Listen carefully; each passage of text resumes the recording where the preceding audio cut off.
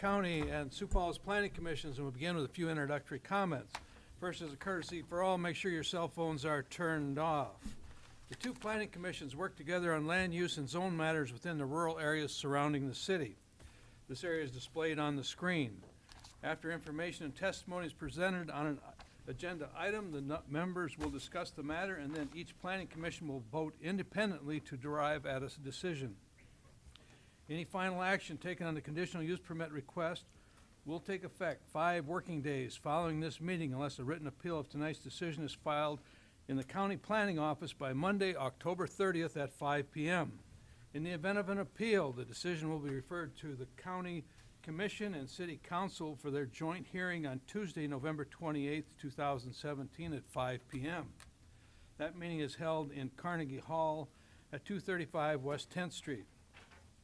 When the joint agenda is completed, the City Planning Commission will adjourn and the meeting will continue as the County Planning Commission considers items beyond the joint zoning jurisdiction.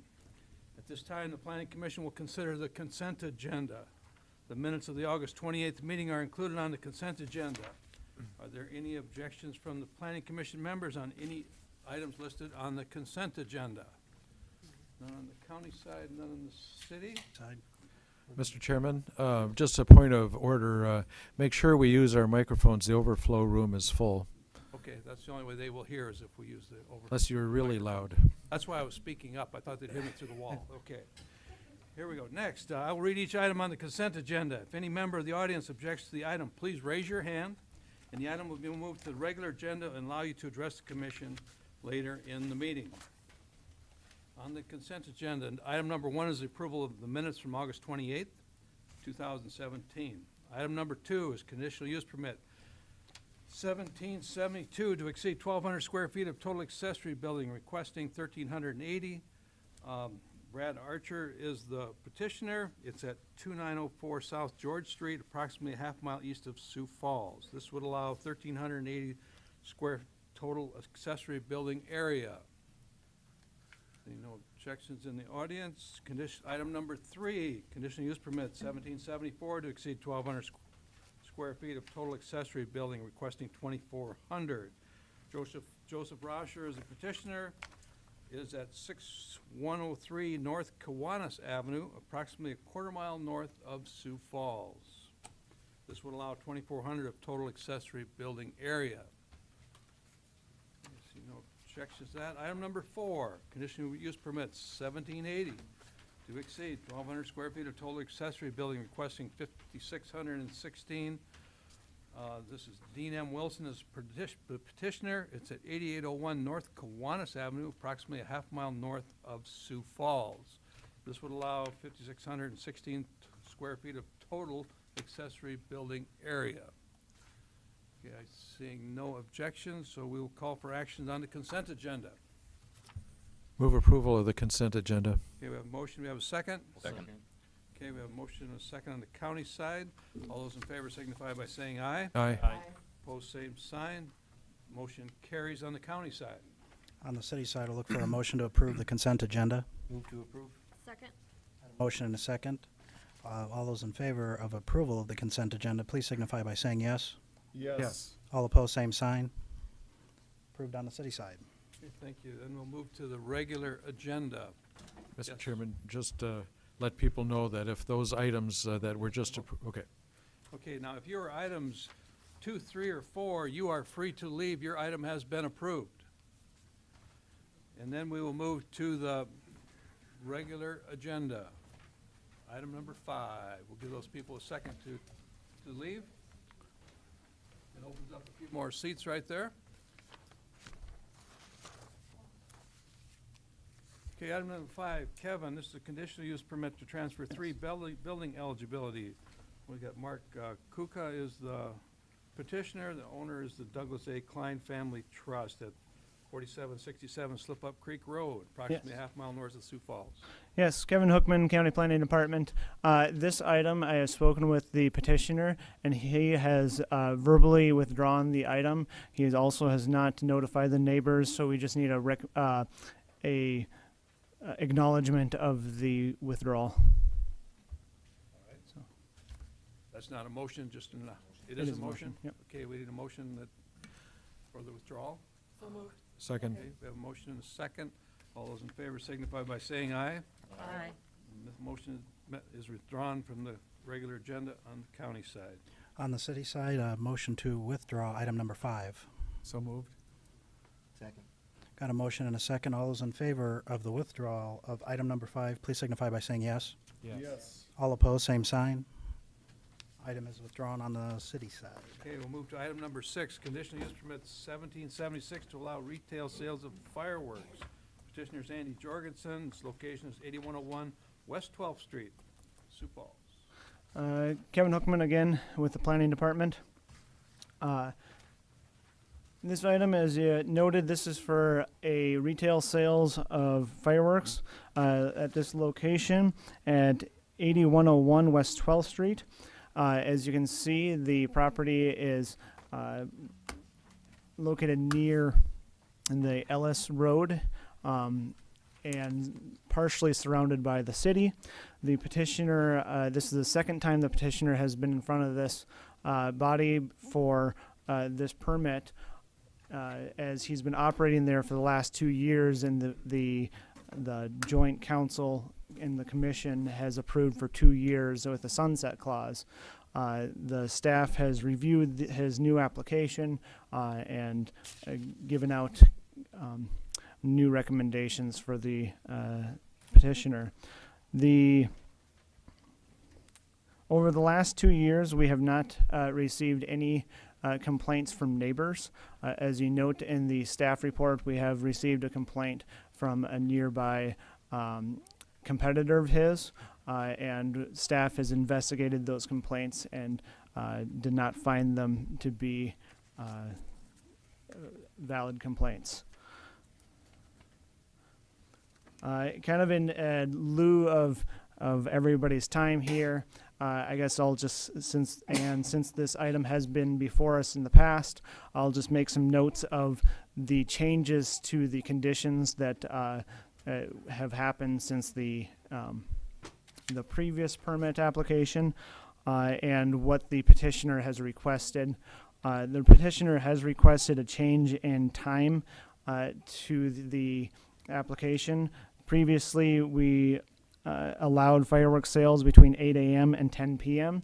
And the petitioner would like to sell all the way up to midnight. Staff feels that that may not be the most appropriate with the residential dwellings located to the south, and recommend to keep the 10 a.m. Close time for the hours of operation. And then the next condition that will change is that the sunset clause will last until August 1st of 2022. So he'll have that 2022 season to be able to keep his business open. That gives him 5 years more of operating at the site. That would allow him to keep his site, maintain the business, and while allowing, if there is new development in the area, we can address it at that time in 5 years from now. So at that, staff recommends approval with the conditions that are listed, and I could read them off if you like. Otherwise, we can move to the Go through petition. it since we didn't. The condition number 1, the property shall adhere to the submitted site plan and site plan narrative. Condition number 2, no outside storage shall be allowed at any time. Condition number 3, the retail sales of fireworks must abide by all applicable South Dakota laws and regulations. Number 4, the retail sales of fireworks may only be marketable for 9 days per calendar year. Number 5, all outdoor lights in use for the building or to illuminate the parking area shall be directed away from the single-family dwellings. Number 6, building permits are required for all structural changes. Number 7, temporary signs for business are allowed to be placed no earlier than June 13th and must be taken down by July 10th. The temporary freestanding sign is allowed not to exceed 32 square feet. One temporary wall sign is allowed per building face, not to exceed 1 square foot per linear foot of building frontage. And condition number 8, flags that are used for advertising shall be located on the subject properties, not block the view of traffic of entering or exiting the property, and shall be placed during regular 9 day selling period of June 27th through July 5th. Number 9, no parking or stacking of vehicles shall be allowed in the right-of-way of any time. Number 10, the hours of operation for the public will be between 8 a.m. and 10 p.m. Setup and tear down activities outside of the 9-day sales period must take place between 8 a.m. and 8 p.m. Number 11, no storage of fireworks is allowed from August 1st to June 10th. Number 12, the driveway as indicated on the site plan shall be configured to have a minimum 24 feet wide driving area. Gravel must be placed in the driveway to meet the minimum improvements and maintenance standards of Article 1604 of the ordinance from the shoulder of the road to 15 feet onto the property. Number 13, the operation will be allowed to operate under the conditions of this permit until August 1st, 2022. The business owner will be required to obtain another conditional use permit if they wish to continue operation at this location. Number 14, the Planning and Zoning Department reserves the right to enter and inspect the fireworks stand at any time after proper notice to the owner to ensure that the property is in full compliance with the conditional use permit conditions of approval and of Minnehaha County zoning ordinance. All right, thank you, Kevin. Any questions of the staff? Okay. We'll ask the petitioner to come forward, please, then.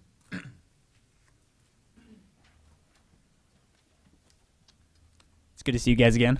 State your name and address, please, for the record. Andy Jorgensen, 1604 South Williams Avenue here in Sioux Falls.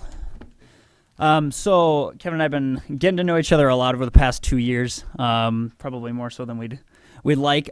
So I just wanted to come forward today and have a request, give you guys an update as well. Do you have the overhead ready? I got some sweet pictures for you. Just as an update as to what's happened with this property in the past 2 years, I came before you guys 2 years ago, and we were able to get something passed through, and we launched Fire Brothers Fireworks, and our goal is to bring fireworks sales online. It's been successful. I'll show you a little bit more about that. So as a preface, after we had this happen and we got the permit, before we had actually wrote a petition up with every single neighbor that I knocked on the door of to make sure that the neighbors were fully aware this was happening and that they would like it. And every single one of them was more than happy to welcome me to the neighborhood. There, you've got that. So what we did is we had, if you can see the pictures here, we had this old barn on 8101 here, and we had 60 days to get this going. And beyond that, we had to fix, obviously there's some tires on the roof, there's some walls falling off of this thing. So I did what any entrepreneur would do, and I asked for help. So I had a bunch of people painting up this barn. We made capital improvements to the barn, which were a lot more than I'd like to admit. It wasn't as efficient as I was able to be in my mind. But lo and behold, there we go. We were able to get that going. And so that is what you see today. It's empty right now, so we don't have anything in there. There's no storage off season, but it's a red barn. We call it the Boom Barn, and it's the primary place in my business right now. And I have a very, very good relationship with Dan Aesop.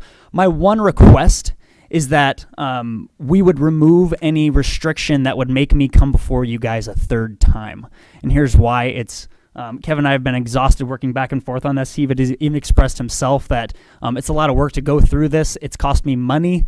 Last conditional use permit, I got my sign stolen, so that's $50 out the window. And so I'm doing my best to run and grow this business in Sioux Falls.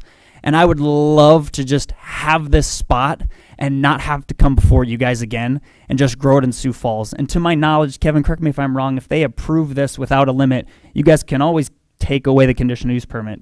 Is that correct? If you don't abide by the conditions, we could. Okay. Through a hearing process. Through a hearing process.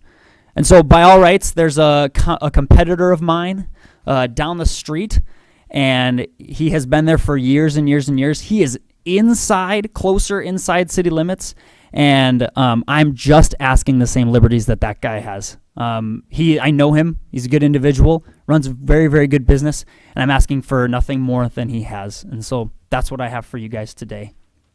All right, any questions of the petitioner? Any questions? Okay. It looks great. Thank you. Okay, anyone in the audience care to address this?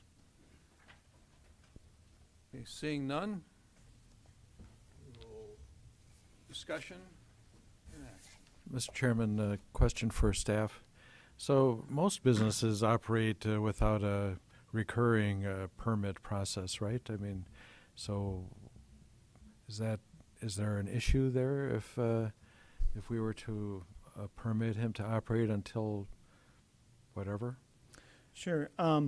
As he referenced, there is a fireworks stand down the street to the east that is surrounded by the city, except for a couple of neighbors that are also surrounded by the city, and they are allowed to operate as long as they remain not part of the city.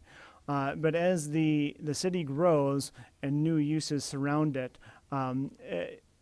fireworks sales are not allowed within the city limits, and to be completely surrounded by the city or have similar type situation may not be the best for future growth of what we feel is for the city and for the area. Mr. Chairman, Yes. so my question really is, I expect that things would change if the city were to absorb this property, but in the absence of that, is there any reason why he'd have to come back every 3 years, every 5 years, or? Other than the sunset clause, I suppose not, as long as it would remain in the county. Thank you.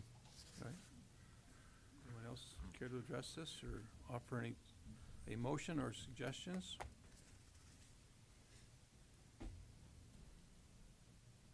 I think the time thing is fine, that 10 o'clock and not midnight.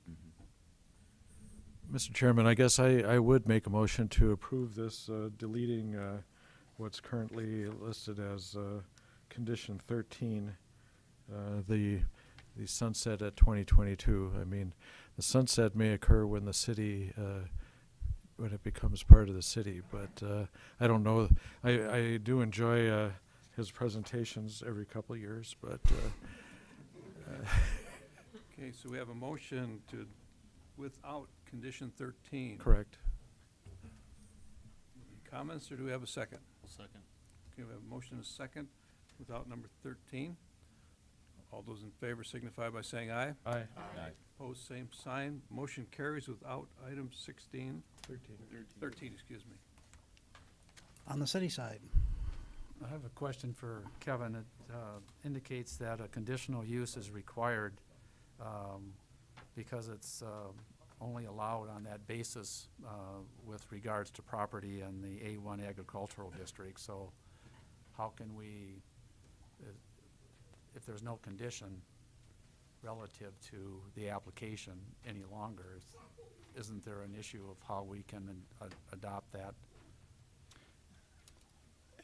Well, the sunset clause, as Jeff pointed out, it isn't typical to conditional use permits. Typically, a conditional use permit is approved, and as long as they continue meeting those conditions, they can remain in business as long as they want. So, yeah. so what you're saying, Kevin, with this sunset clause removed, this would preclude potential annexation action into the city of Sioux Falls? No, the city could still annex it. Say the property owner can choose to become part of the city at any time. And then they would have to abide by the city rules. Or so if the city chooses to annex the property, like say a forcible annexation, then they would have to abide by the city rules as well. So at that time, when this becomes annexed, conditional use or not, it's game over for that business. Correct. Mr. Chair, Yes. Jeff, do we have a timeline on when we think that might happen?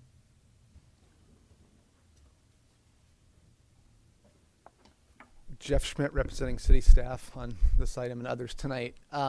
There's, as you can see by the exhibit, there's already city utilities in this area. There's a hard surface road, there's water and sewer.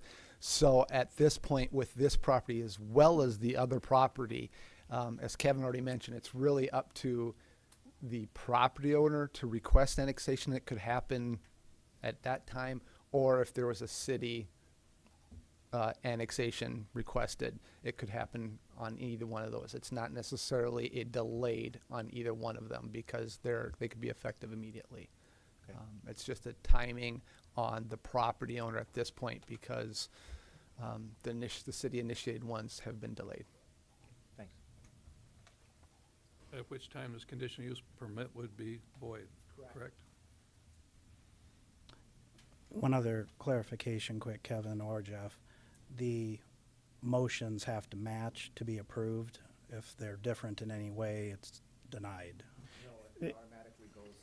Yes, if they match, it's approved. If they are different anyway, it's an automatic appeal. Essentially, it automatically goes to the county commission, city council. joint Thank you. meeting. Yep. On that, I will look for commission action.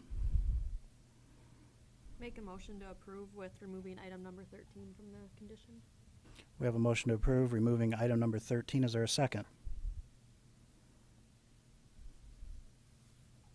Second. We have a second. Discussion. I guess I kind of feel like it makes sense right now. Once the city decides or the property owners decide to annex it in, he's not going to be able to have this conditional use anyways. So I don't know if putting a term on it really does much at this point in time. Thank you, Commissioner. Mr. Chair, I struggled with this one 2 years ago because fireworks sales are not allowed in the city of Sioux Falls, and this is relatively surrounded by the city. Just from the city's standpoint, I'm not sure fireworks sales should be allowed there. Thank you, Commissioner. Any other comments? All right, hearing none. All those in favor of approval of item number 5 with the removal of item number 13 from the conditional use, please signify by saying yes. Yes. All opposed, same sign. Yes. 3-1 passes on the city side. All right, thank you. Okay, we'll move on to item number 7. Item number 7 is conditional use permit 1774 to allow rock, sand, and gravel extraction. Petitioner is Great Bear Sand and Gravel. The Woods Family Partnership is the property owner. It's located at the East Dyke Place and North Cliff Avenue. And Scott Anderson, you are reporting. Yes, Scott Anderson, Minnehaha County Planning. You have a request before you tonight, a conditional use permit request 1777 to allow sand and gravel extraction on approximately 160 acres. I'll go over a staff report and I have some general pictures of the site. The applicant is Great Bear Sand and Gravel, and as you indicated, the property owner is Woods Family Farm Partnership. This is the approximately 159 acres of property upon which the sand and gravel operation would occur. Generally, you could say it's north of Interstate 90 and west of Cliff Avenue and south of 72nd, and which is basically on the north side of Sioux Falls. You can see the city limits shown on the slide, sort of the lighter color. This is the people that were notified by me as the planning director. There's an interesting caveat in the zoning ordinance that indicates that the planning director has to notify everyone within 1 mile or the closest 30 residences. And I had the GIS ran a list, and this was the list that was supplied. Then in addition, the applicant also notified all the property owners within 500 feet. So with sand and gravel operations, there are basically 2 notifications that occur, and these don't come up a lot in the city, so I'm sort of helping explain this for more the city planning commissioners. We've had a couple of these recently in the county, so there's a dual notification that is met for these, as well as signage that's put on the property. So this shows the topography of the site. It's generally flat, and you'll see from the pictures, it's very flat. It is located within the Big Sioux, the floodplain of the Big Sioux River. It's also located within a water source protection area.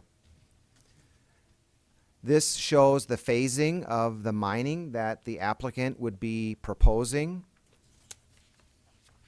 They are indicating that they would have a berm all pretty much around the property.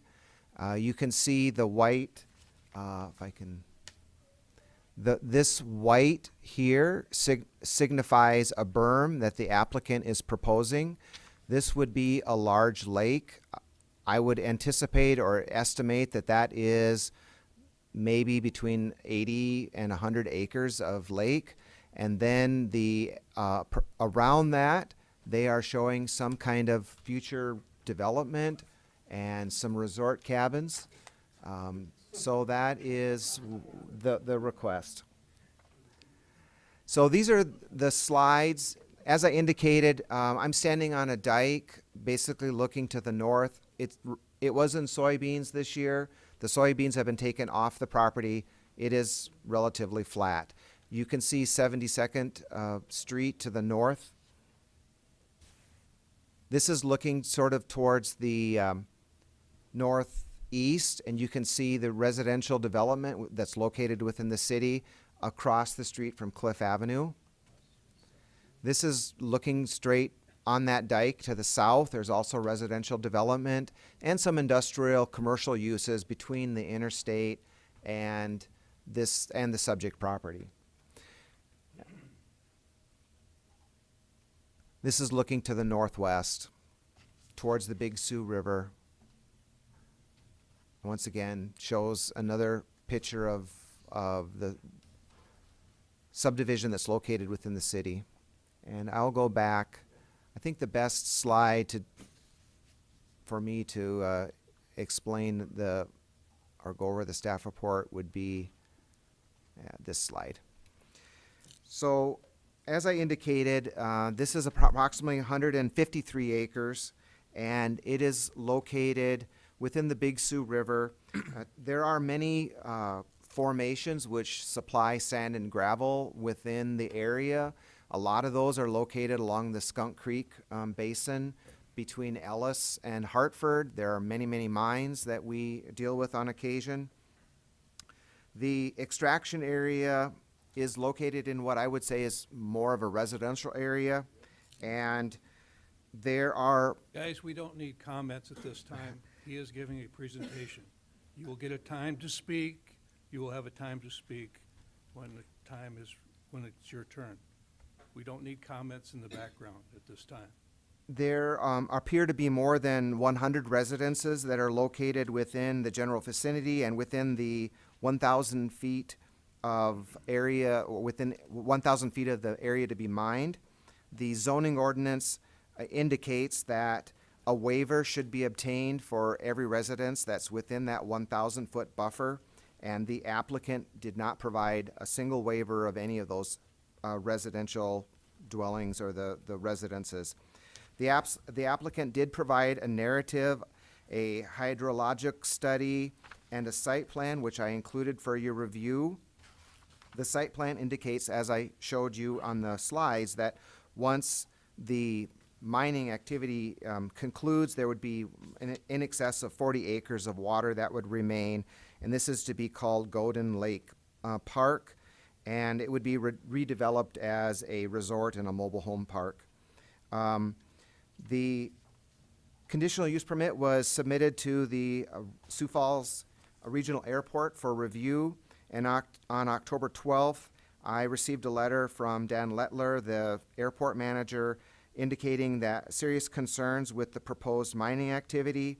He indicated that the proposal or the proposed mining activity is at the end of the primary instrument runway 21, and with the resulting open water, he expressed the airport's concern for this to be a draw for waterfall and to basically threaten the future operational use of the regional airport. And As you know, we look at several elements of a conditional use permit to determine whether it's compatible, its compatibility with the existing land uses and from a zoning aspect. And one of the items you are to look at is the effect it would have on the enjoyment of other properties in the immediate vicinity for the uses that are already permitted and for the property values in the area. And my evaluation would be that it would have significant impact, not only on the major regional airport that's in the vicinity, but it would also have a negative impact for the enjoyment of the residential property owners in the area by greatly increasing truck traffic, noise, and dust. Secondly, you are to consider what kind of impact and effect this would have on the normal and orderly development and improvement of surrounding vacant properties for uses that are predominant in the area. The proposed conditional use permit could negatively impact the normal development of the area by further restricting the residential development during the mining activity. I will note, as I will reiterate, that this is within a floodplain, so residential development is going to be problematic in this instance and in this location. So it is unlikely that you're going to see a much more residential development without some kind of flood measures being implemented, like a dike or elevating the residences to out of the floodplain. 3, what kind of utilities are available, access roads, drainage, and other necessary facilities that are provided for the proposed use. In my opinion, there are adequate roads to accommodate the proposed use, and you can see it is close to the interstate. It's on paved roads, so that's definitely a benefit or a positive aspect. And there are utilities in the area that can be utilized, electricity primarily. Number 4, is there off-street parking and loading requirements to be met, and those would be met. They have plenty of area upon which off-street parking could be provided for workers, so that would not be an issue. 5th, would measures be taken to control offensive odors, fumes, dust, noise, vibration, and lighting? As I indicated, the applicants proposed a berm, which would be a measure that would reduce some of the negative aspects of the mining activities. However, it would be very difficult to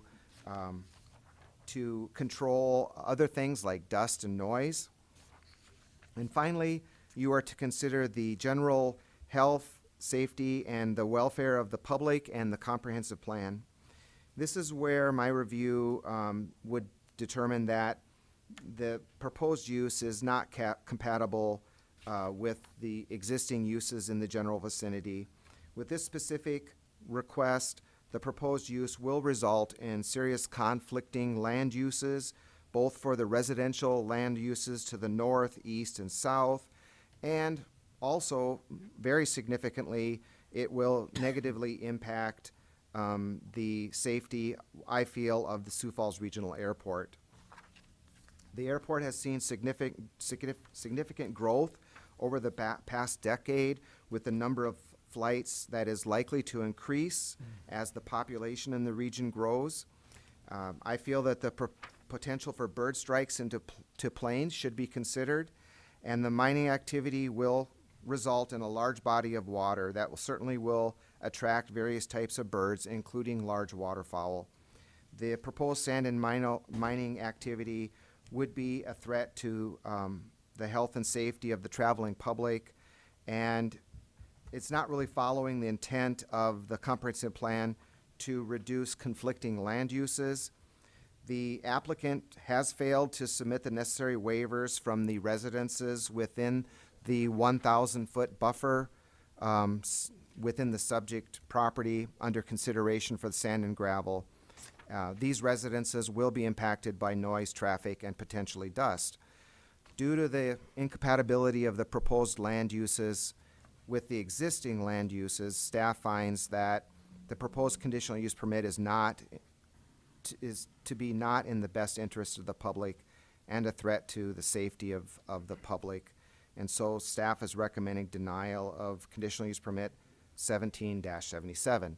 So I would be glad to answer any questions. Scott, you had sent an email earlier, something from the Sioux Falls Water Department? Yes. I learned today that there are some wells that are generally in the area that the City of Sioux Falls uses, and I routed the request with my staff report and the supporting documentation that you've seen, the hydrology study and the redevelopment plan, to Greg Anderson. He's basically the water supervisor.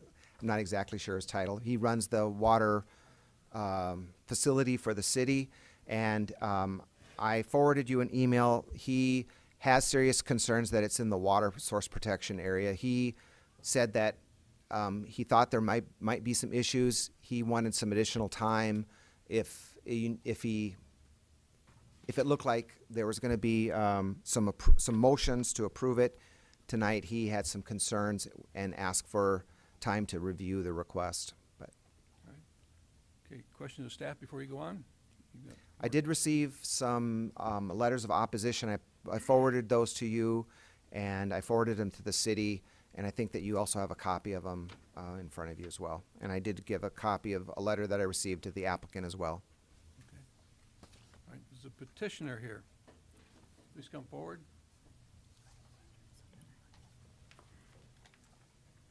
Name and address, please. Harold Gade, 3501 River Bluff Road, Sioux Falls, South Dakota. Owners, Great Bear Sand and Gravel. I looked at all the comments he sent back, and I went through some answers on the majority of them. There's a few things came up a little surprised when I got the letter from the commission the other day. I didn't know anything about the airport when we did this project to start with. So, but as far as dust control and stuff, this is a sand pit, and the sand's all coming out of the water, so it's going to be wet. It will be a more limited amount of dust than most pits.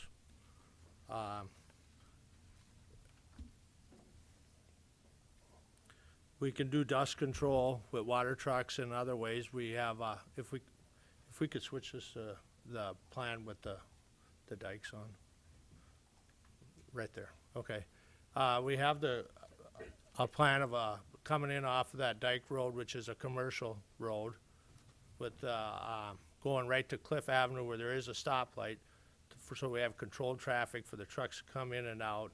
We also have a blacktop road going into our scale house and a tracking station from there, so our trucks should not carry a lot of dirt or dust out to the street.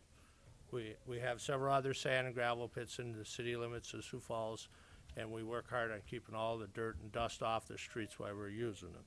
If there is a problem, we've always been there to take care of it, which this should be a minimum the way the roads are. That was some of the traffic too.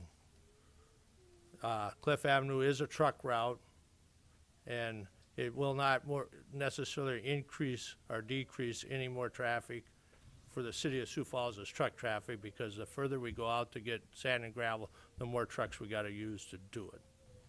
This is a close sand source for the city of Sioux Falls. The majority of the sand will go into the city of Sioux Falls, as that's where we sell 95% of all of our material. Right now, we get 99% of all of our sand out of the city limits of Sioux Falls, but that pit will be running out shortly.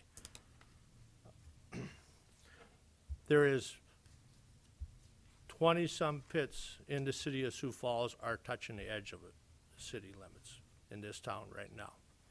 So it's not uncommon to have pits inside the city of Sioux Falls. As far as the airport going, I did a little studying today. I took the Minneapolis airport, has large bodies of water on the end of every runway. The Des Moines airport has large bodies of water within 1,000 feet of the airport. The Sioux City airport has large waters within 1,000 feet of the airport. Every one of these cities went up and down.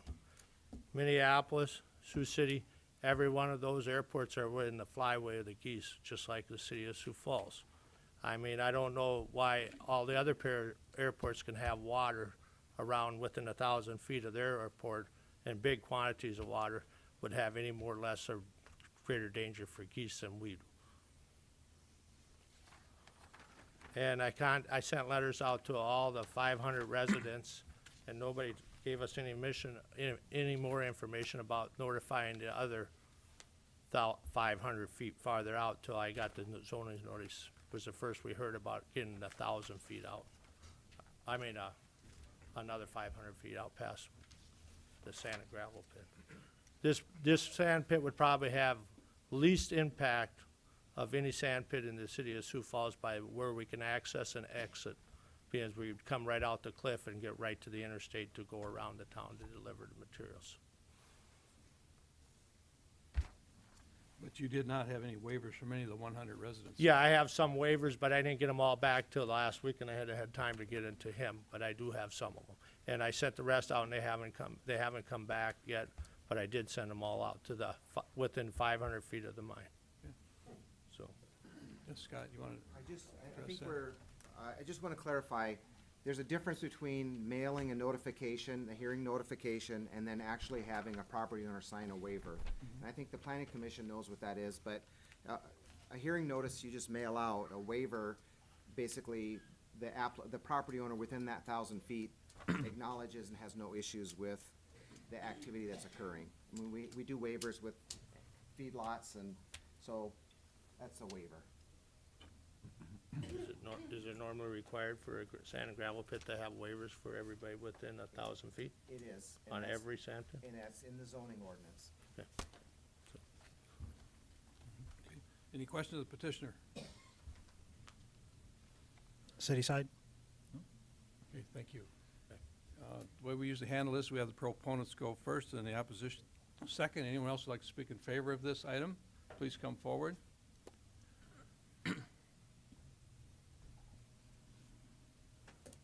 Seeing none, any other proponents? If not, we always call for 3 times. Now we'll ask for opposition to this measure. Please come forward, state your name and address. Mr. Chair, could I ask Yes. a question to Scott quick? Yes. Before we get started? Scott, without there being the waivers in place, and this isn't a variance request, it's a conditional use request that would require waivers, can we even approve it anyway? The way the zoning ordinance reads, it says, the applicant should obtain the waivers of the property owner, any residence within 1,000 feet. It does not say shall, and Okay. so it's not mandatory. It's strongly suggested that you obtain the waiver. You may recall, for example, last month we had a sand and gravel operation. There was one residence that was within that 1,000 feet, and they had a waiver. So it's in the zoning ordinance that they should obtain a waiver of any residence within 1,000 feet. And how about with the airport? Same thing within that zone? The zoning ordinance doesn't mention anything about airports within the text of the zoning ordinance. Okay, thank you. Thank you. Jeffrey Schmidt again. So I was going to clarify the airport issue. The city of Sioux Falls has an airport overlay district. It's in our zoning ordinance for the airport boundary. It goes north to 60th Street North. There isn't any airport ordinance in Minnehaha County's ordinance or in the joint jurisdiction ordinance. So it's the same issue in any other language where you can't enforce somebody's ordinance if it's not in your zoning authority. So while it's something that you want to discuss and issue and talk about tonight about the protection of the airport, but don't come back and say, what does it say in our ordinance about, there's nothing in your ordinance that says to protect the airport. So it gets to be a little bit confusing. I was the author of the airport ordinance back in 2006, 2007. We worked hard to try to protect the airport, but property owners came back and said, don't mess with our property rights, leave us alone. And so we restricted and moved it off of everybody's property, and we shrunk it down. So now it's Minnesota Avenue, I-29, 60th Street North, and Russell. It's really small because nobody wants to take away their own rights, even single-family homeowners. So the airport area is significantly smaller than it could be. So just to clarify that, if you ever need more information on that. So the airport thing's kind of mute. Thank you. Great, thank you.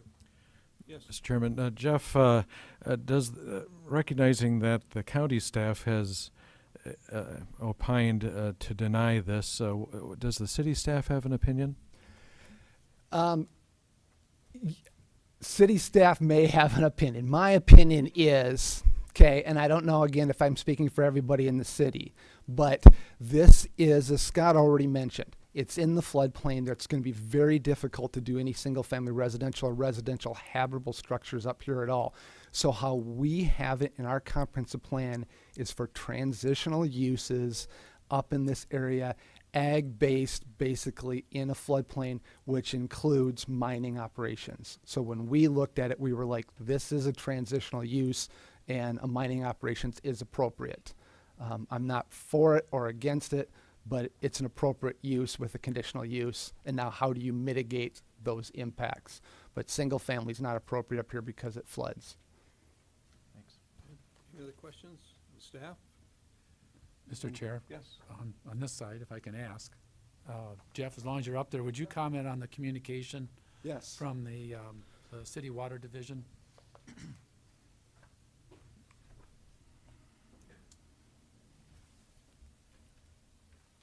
John mentioned that real quick when I came in. The Water Source Protection Overlay District is in the joint jurisdiction area and in Minnehaha County.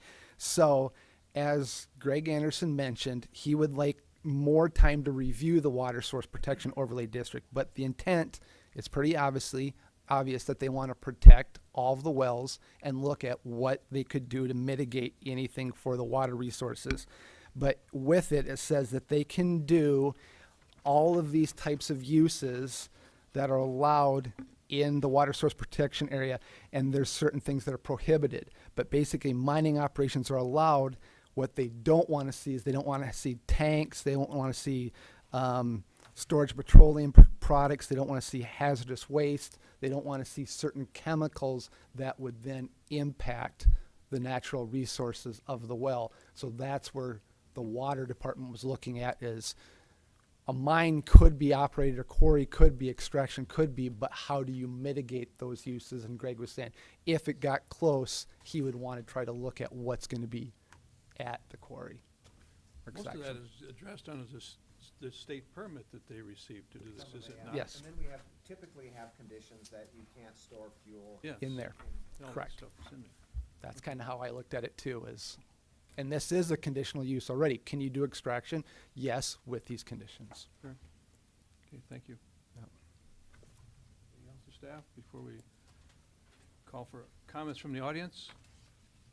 Please come forward, state your name and address, please.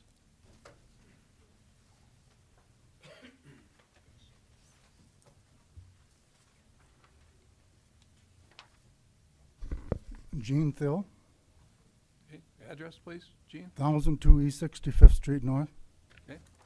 I live about 200 feet from the dike, which would be about 300 feet from this water, this pit.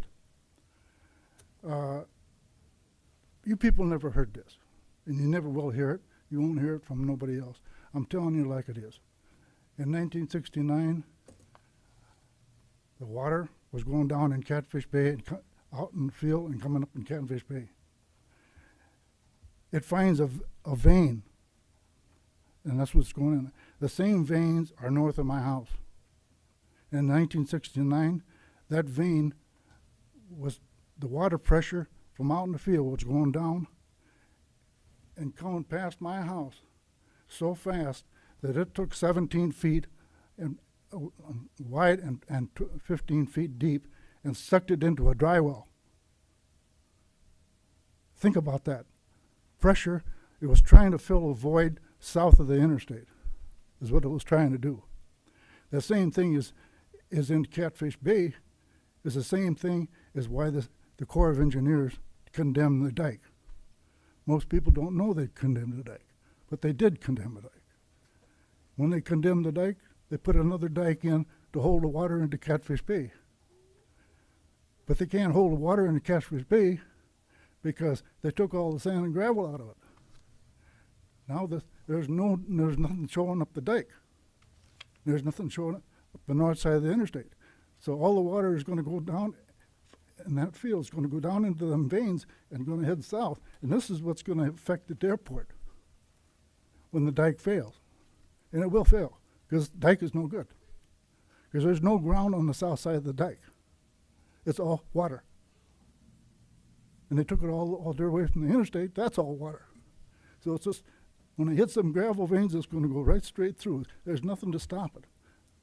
In '69, there was dirt in there, in the Grapefruit Bay. That's why they could sandbag it. You got more than just a little thing going on here. It's serious to the city. And if you people can understand what I'm talking about, you'll check into it. This is, I can't even imagine nobody taking any responsibility if the dike fails. There's nobody taking no responsibility for it. They won't fix it. You know why they won't fix it? They won't fix it because money. If they fix it, then that's admitting that something's wrong. So they don't admit nothing's wrong. We'll have another latrina. But I'm telling you about these gravel veins. When they put this pit out there, they're going to open all these gravel veins going and letting the water go south. Because there's nothing going to stop it once they take the dirt out.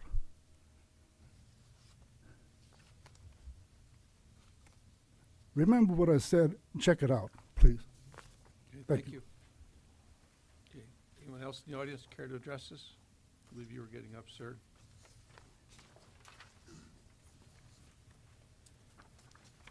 Dan Lettler with the Sioux Falls Regional Airport, 3800 South Florence Avenue.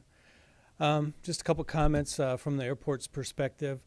This new proposed mine, ultimately lake, is our primary concern. The location of this lake is in a direct line, about 1.5 miles from the end of our primary runway. So whether you're taking off or landing on our primary instrument approach runway, you would come across a 50-acre lake. And we struggle already on a year-round basis with geese, other wildfowl, and especially in the migration periods of the year now, it's even more of a struggle.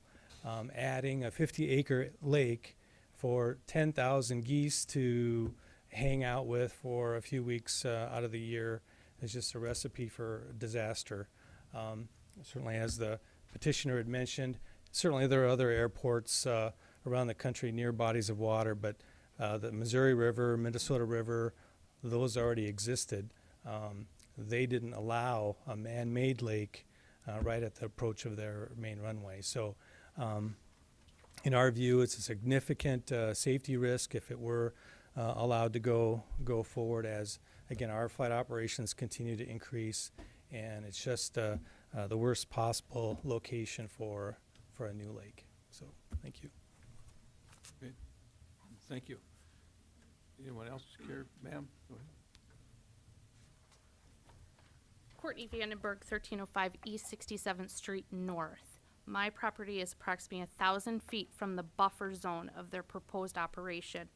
My concern is not only did we not receive notice or any information regarding this plan, other than neighbors talking about it, is they're going to put a gravel pit and a sand pit, and he says that it's going to minimize the dust and the impact to these children.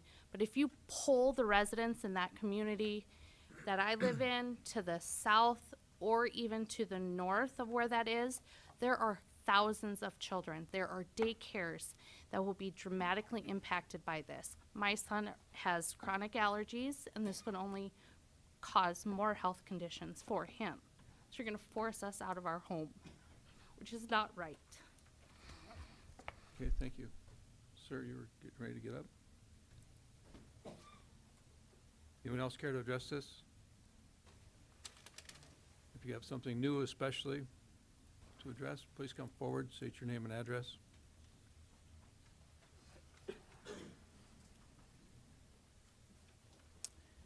Robert Fahey, 904 East 65th Street North. I've only lived in this area about 20 years. Most of my neighbors have been there from 40 to 55 years. Those that have been there the longest couldn't be here tonight. They're elderly, they're in their 80s, and they go to bed long before this.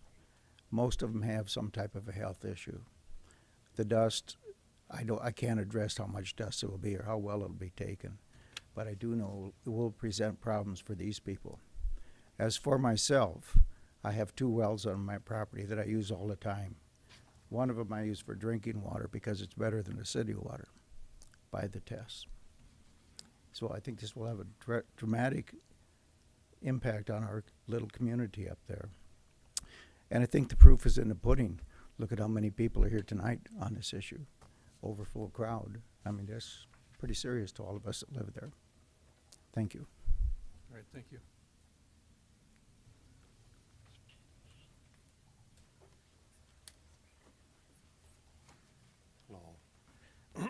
I'm Mark Christofferson, 1301 East 67th Street North.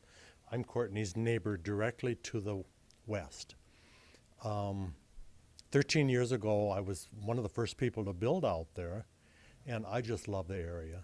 I can step out on my deck and look out at a 160-acre plot of country.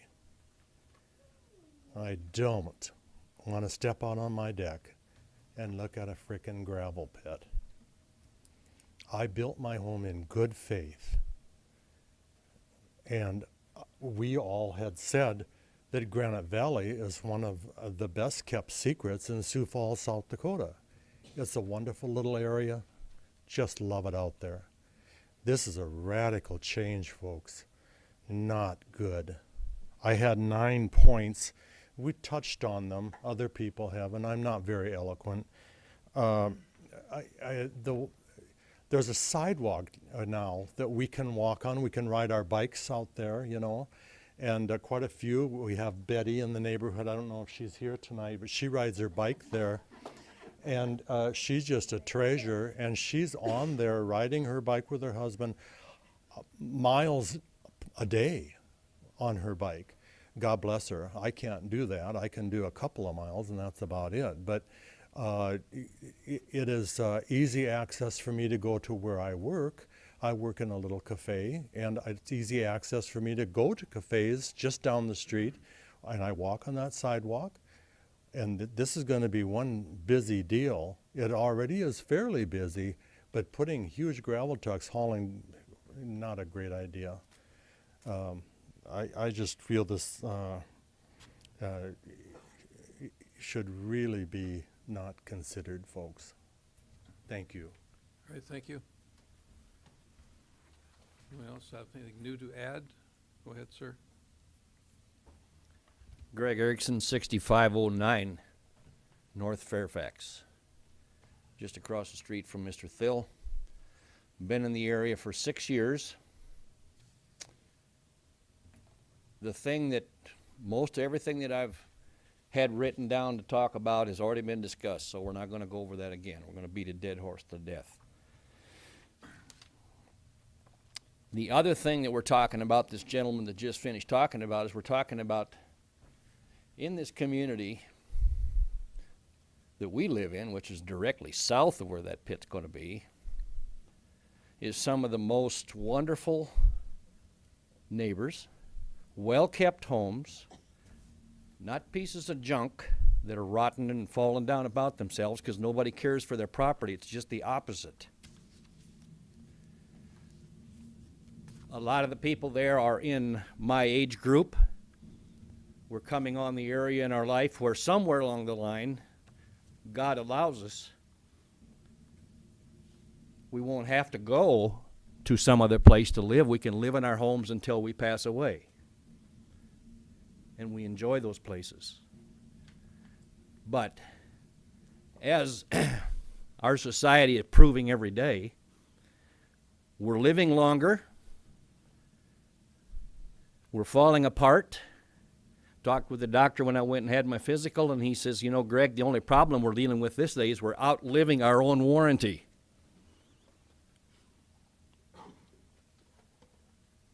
We're all getting sick from whatever. Property value is what I'm hitting on here. If we have to turn around at some point and go to an old folks home, what's my property going to sell for? As soon as that pit gets out there, our property's in the toilet. Thank you.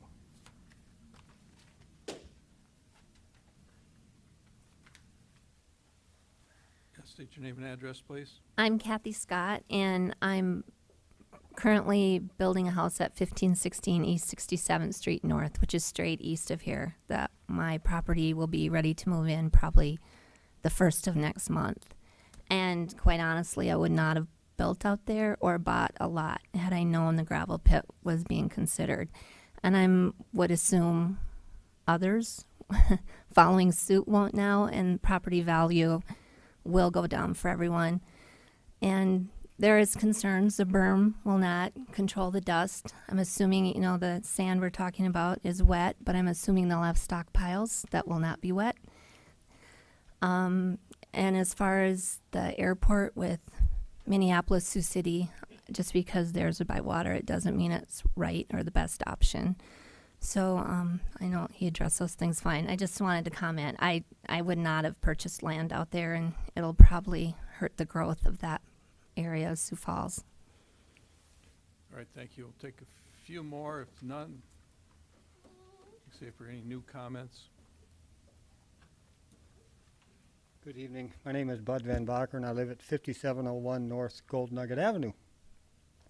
We bought our property in 2004, built in 2005, so we've been out there pretty much the beginning of the build out there. And in 2008, when of course the housing market left the track, and so this summer, thankfully, we've had I think 22 or 23 houses built, first time since 2008. And of course, these houses now that are being built are the houses that are farther in. And of course, they're bigger houses now.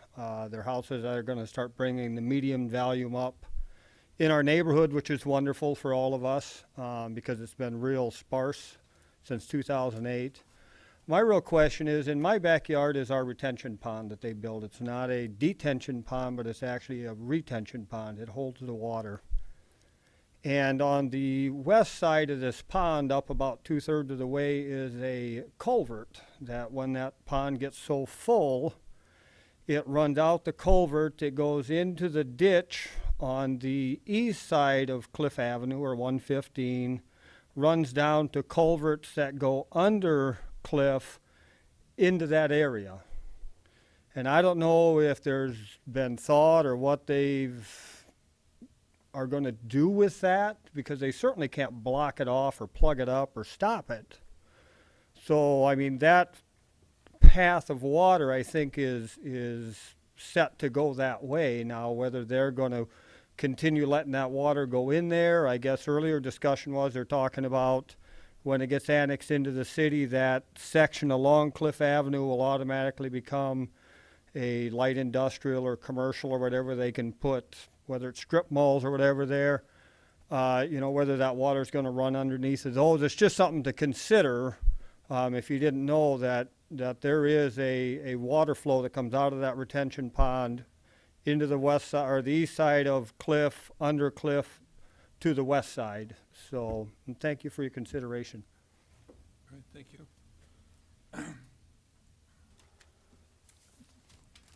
I'm Linda Pearson, and I live at 5413 North Indiana Avenue, which is just on the other side of the dike from where they're going to build the gravel pit.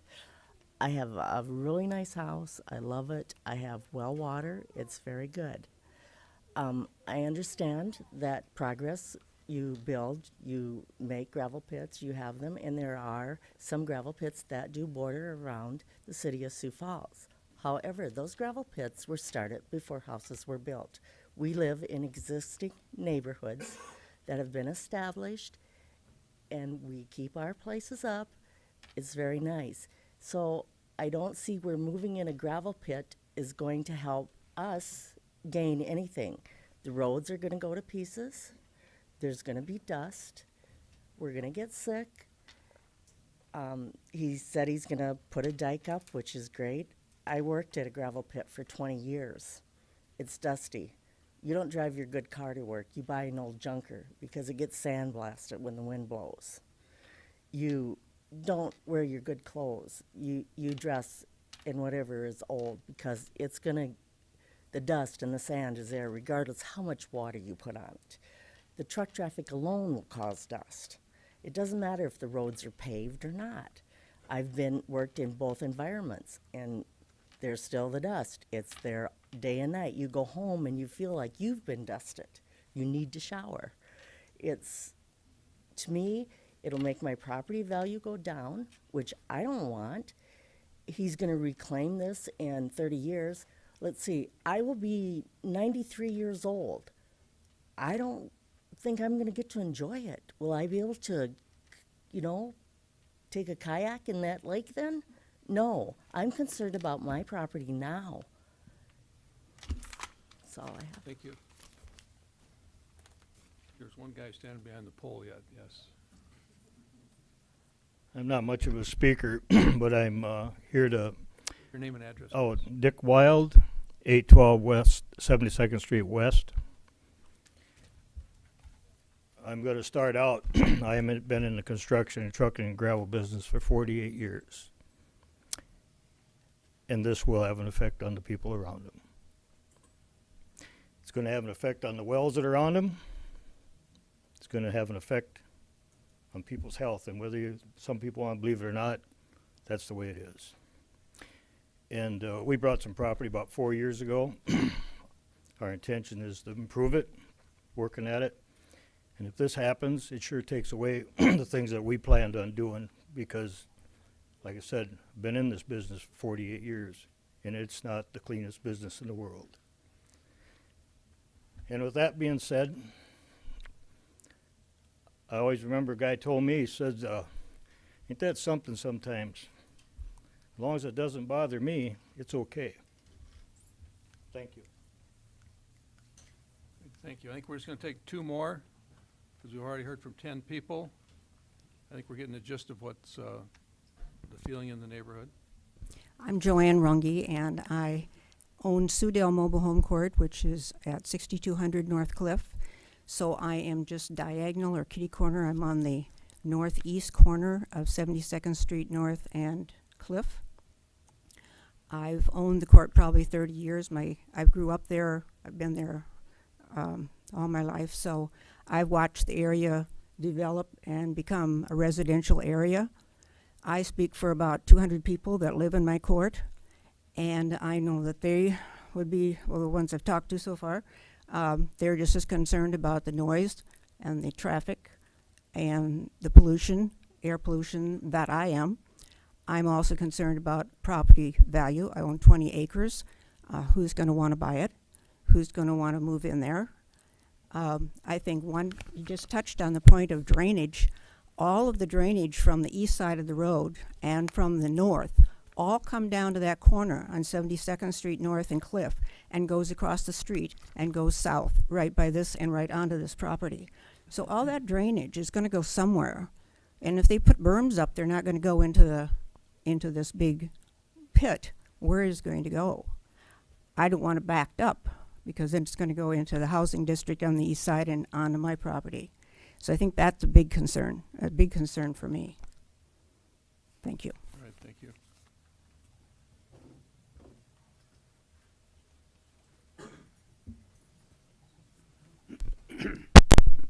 Dwayne Bjerkus, 1200 East 67th Street North. I have the privilege of living in the very northeast corner of East 67th Street and Cliff Avenue, so I'm going to have a beautiful bird's eye view of this wonderful enterprise. I also had the privilege of receiving a letter from a concerned citizen. Talked to my neighbor. He didn't receive it, unfortunately. And I appreciate it very much. It's an individual named Ryan Paul Telberg. And thankfully, he had the opportunity to do due diligence, to do his homework that I unfortunately did not have the time to do.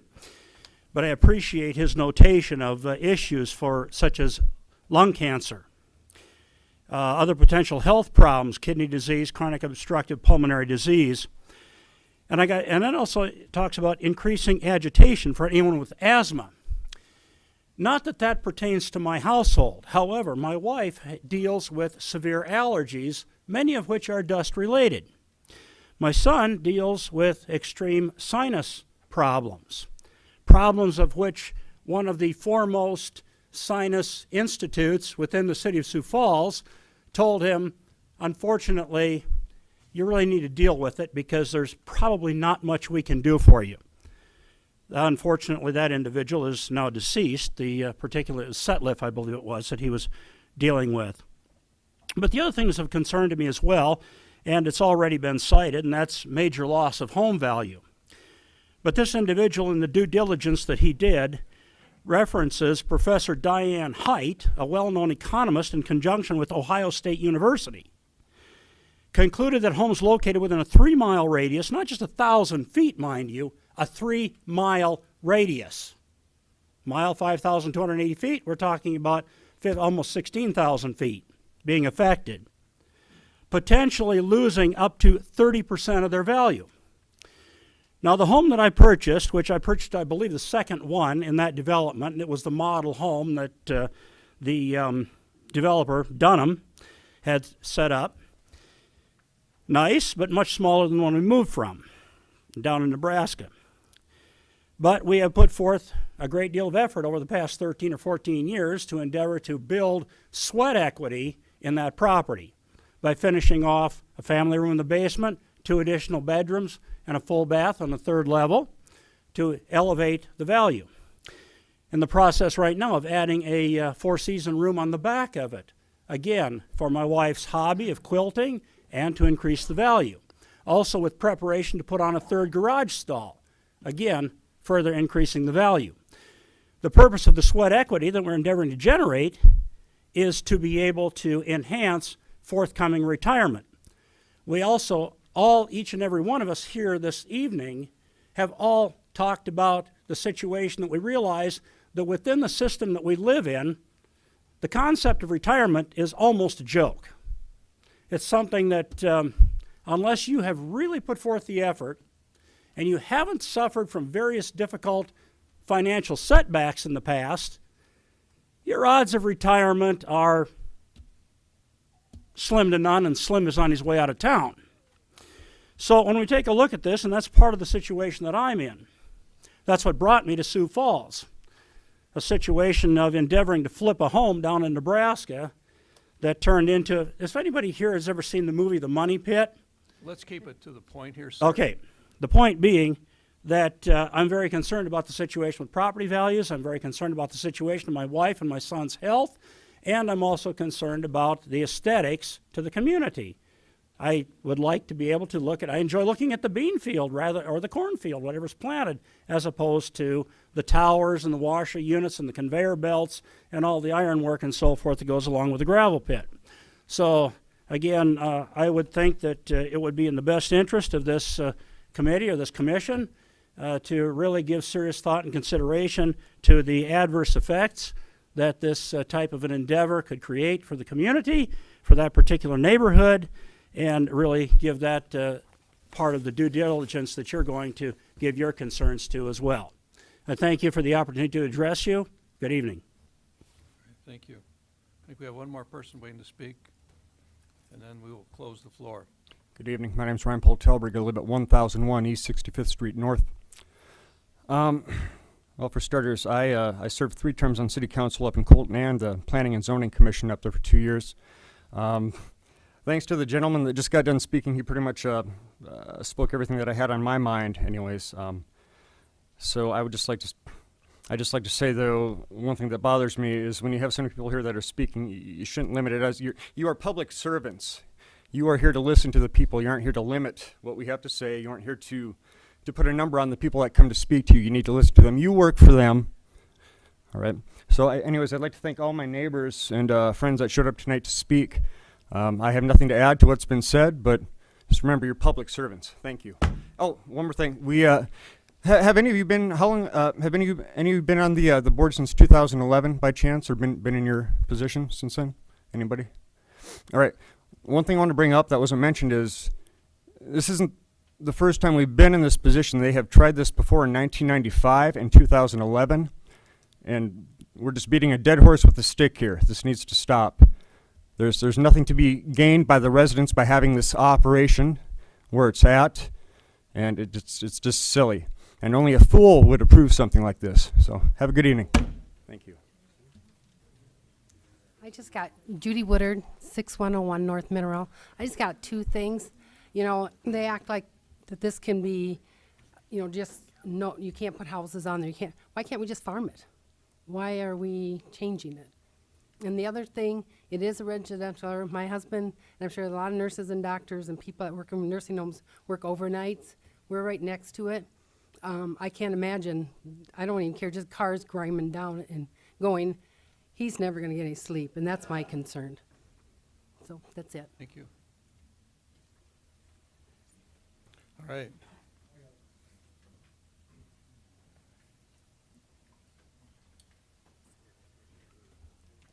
Hi, my name is Jeff Westaby. I live at 5401 North French Avenue. I have lived out in front of Catfish Bay basically all my life other than 4 years. It's a nice, quiet little area.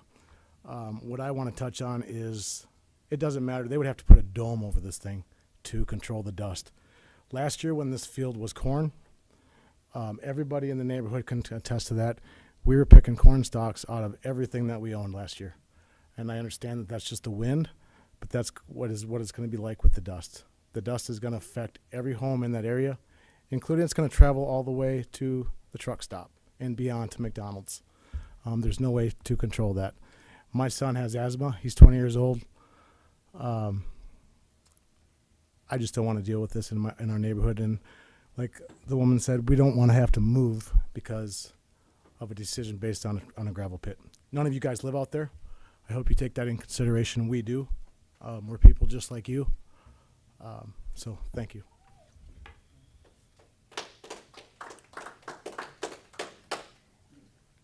Okay, I see no one else stepping forward, so we'll close the floor. We always. The last Bill one. Schildhauer, 6413 North Cliff. One of my concerns is the traffic and the intersection that they're talking about entering. I travel twice a day on that road for work. Just the freight trucks at that intersection are bad enough. I couldn't imagine more gravel trucks. My other concerns are our city draws water from the wells. I draw off a well up there myself. My wife hangs her laundry out yet. We've already taken a hit on property values on being put into the flood zone, and another hit like this. I bought out there about 8 years ago with intentions of equity, retiring someday and having a house that's worth something. Right now, if it takes another hit, it won't be worth what I want it. With that in mind, All right, thank you. Bill? Hi, Linda Pearson, 5413 North Indiana Avenue. I just want you guys all to just think of one thing of where you live right now, and they tell you they're going to put a gravel pit in your backyard. Would you like it?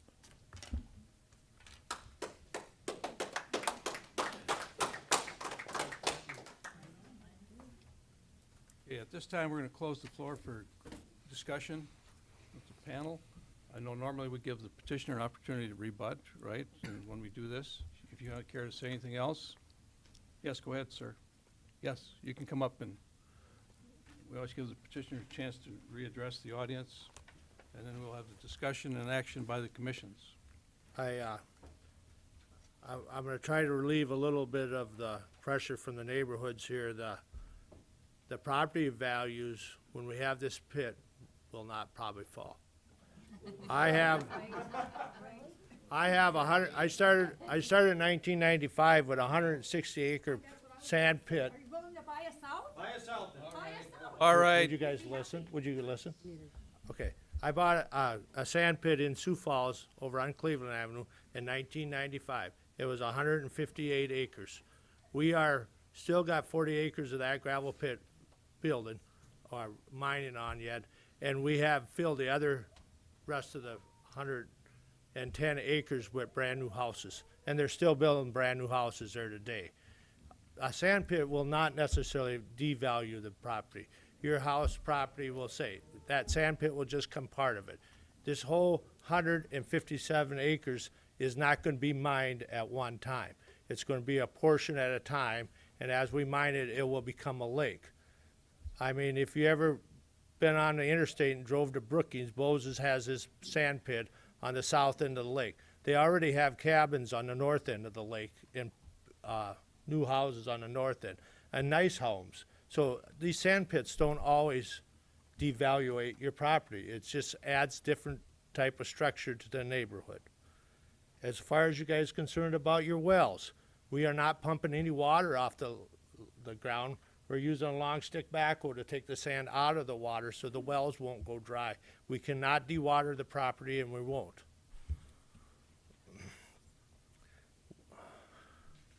We did a hydraulic report to find out if we had a lake there, if it flooded, if it would affect the houses on the other side of the dig. The guy guarantees me in the hydraulic report, if it floods, the water's going to even out in the underground water, and there's nothing we can do, whether we have a lake or we don't have a lake. It won't make a bit of difference on how fast it goes, but eventually the water's going to get in the subgrade, and it's going to raise the water table in the ground on the other side of the dike. That we have no way to control that, and it will not change because it flows through the sand under the ground.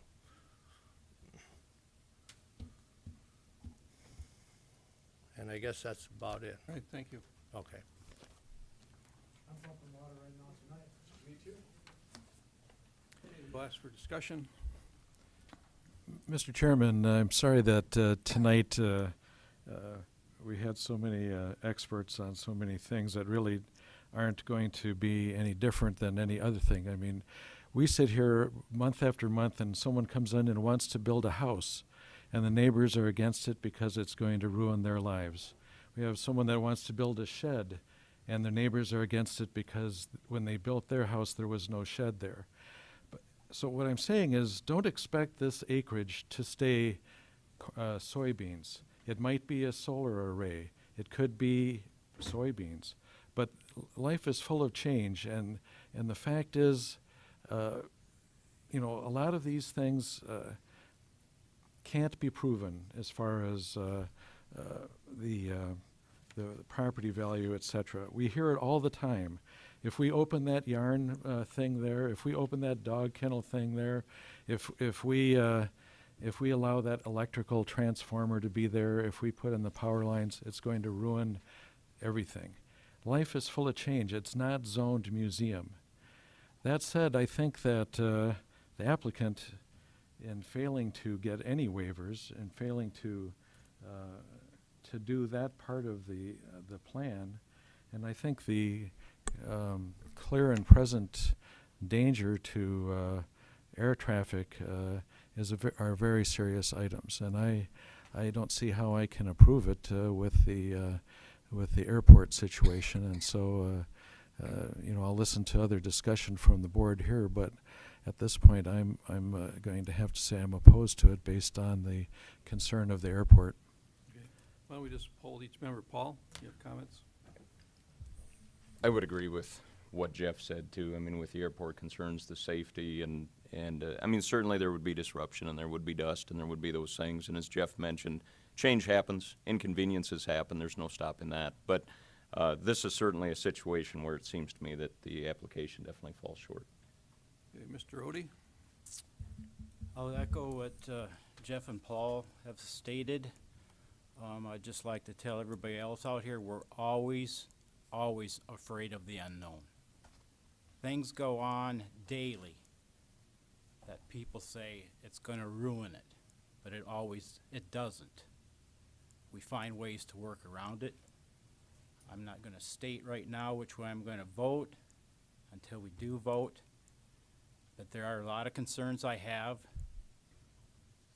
There are a lot of measures to control the dust. He can wet the pavement. Our farm is very close to Merle and Roy's. They're blasting all the time. We hardly ever hear it. They do such a great job. They wet the roads. There's no dust. So there are options of controlling dust. So I'm just going to leave it at that right now. I'm not going to say how I'm going to vote until we actually have the vote. Okay, Mike? I just want to look at this issue. You know, one of the biggest things we're charged with us being on this commission is to look at the appropriateness of land use, and how that does affect, I guess, the surrounding community. In this particular case, I guess, I don't feel this is appropriate in this particular location. That combined again with the airport concern, I guess I would, my vote currently is against this. So that's it. Becky? I want to thank everyone who came tonight to express your concerns. I know it always takes a lot of courage to get up and stand in front of a large group of people, and thank you for coming. And as was mentioned, we always listen and consider, and we are charged to consider all aspects, to listen to arguments on both sides. And that is what we do to the very best of our ability. And with that being said, and what was said about land use, my biggest concern is that with the airport and the potential of the geese population, I just don't really know that this is the best place to have a man-made lake developed. So at this point, I would be voting no on this item. Hey, Bonnie? I would also like to thank everyone for the letters that we received and for, wow, this is a big crowd. I do have some issues with the safety issues, the issue with the airport, and also with the water issue. Those are huge things for us to look at. I don't disagree with some of the comments made here. It is a point that we're here to try to decide what is the best place for some of these items, and sand and gravel or whatever it is that's been brought before us. At this time, I don't think I could support this. I'll wait to hear what the rest of the city side has to say. Okay, from my standpoint, this is Mike Seifert. You know, we deal with land use, and is this an appropriate use? Well, as the city said, yes, this is an appropriate use, but is it in the appropriate location? And that's the problem. Other than the airport issue, I know that this pit could be operated appropriately without a lot of concern, but I would have to support staff's recommendation for denial. This is Kurt Johnson on the city side. Normally, the chair of the city commission doesn't have a vote unless I'm breaking a tie. But there was some testimony given tonight where I do have a lot of personal expertise. I'm a pilot, 14-year resident of Sioux Falls. I've used runway 21 many times. When I'm using it correctly, meaning the approach, I'm going right over this property, basically from the northeast to the southwest at power settings at an altitude that if a goose were to hop up in front of me, probably wouldn't see it in time if I was in the clouds, nor would I be able to do anything to maneuver around it in time. Some of the other airports that were mentioned, I learned to fly in Des Moines, Iowa. There are no man-made lakes on any of the approach ends of any of the 4 runways there. Minneapolis, sorry, land of 10,000 lakes. The water was there first, but nothing man-made was put in its place. So I probably will not vote, but I'm just, from my pilot side, this is not a good plan. Sean Irvin from the city side. It's always difficult to balance these kinds of interests. Property owner rights are very important and always should be a consideration. I think it's too often, the residents, neighbors always think that theirs should trump the property owner rights. But in this case, property owner rights are pretty important, and demands by a neighbor and how that neighbor is going to use their property. I'm sure nobody would want somebody telling you, tear down your building, let's put some soybeans in your yard. And so I'm always careful about those. That said, though, I think also, as I hear these arguments about the airport, I know that's not a specific consideration for this, but I think from a planning standpoint, which is what we're really charged with, placing what we know is going to be a lake at the end of an airport. I too have done some airport planning and helipad planning, and that is not good planning. And so in my mind, that is also something that really kicks this into the neighborhood of saying it doesn't make sense in this location. John Paulson with the City Planning Commission. I'm going with the staff report here in regards to concerns for safety, it not being an application in the best interest of the public. Also with regards to the land use being incompatible with the existing land uses. So I would not be in support of the conditional use request. Katie Fegan, City Planning. I guess I echo kind of what Commissioner Irving said. There's points I agree and disagree with. My biggest thing comes down to the lack of waivers and recommendation from the airport on their concerns with their issues, I guess. And Nick Sershin with the city, I agree with Mike. I think done right, this would be a great location for it, and could be operated efficiently and correctly. The hearing from our pilot here, Kurt, could be an issue, and I guess as the airport executive director and our pilot said, I'll take their recommendation. Okay, thank you. You've heard from all the commission members. I think, any more comments? No, I was going to make a Discussion? motion, Mr. Chair. Yes? I'd make a motion to deny. Okay, we have a motion and a second to deny the application. All those in favor signify by saying aye. Aye. Aye. Opposed, same sign. Motion carries on the county, or the denial is upheld on the county side. On the city side, just so, Please, assistant, just wait till they vote, please. on the city side, our administration always requests that we vote in the affirmative and then vote yes or no based on that. So, no large gasps when I say this, but I'll look for commission action. Move for approval. Got a motion for approval. Is there a second? Second. Got a motion for approval and a second. Any further discussion? All those in favor of item number 7, please signify by saying yes. All opposed, same sign. Yes. Yes. Item number 7 is not approved on the city side. Okay, we, at this time, should this be appealed, it will be heard again by the joint county and city Tuesday, November 28th at 5 p.m. in Carnegie Hall. So at this time, we'll call for adjournment of the joint city planning. Move to adjourn the joint Moving. county Second. city. We have a motion and a second to approve. All those in favor? On the city side. Move to adjourn. Adjourn in a second. All those in favor signify by saying yes. Yes.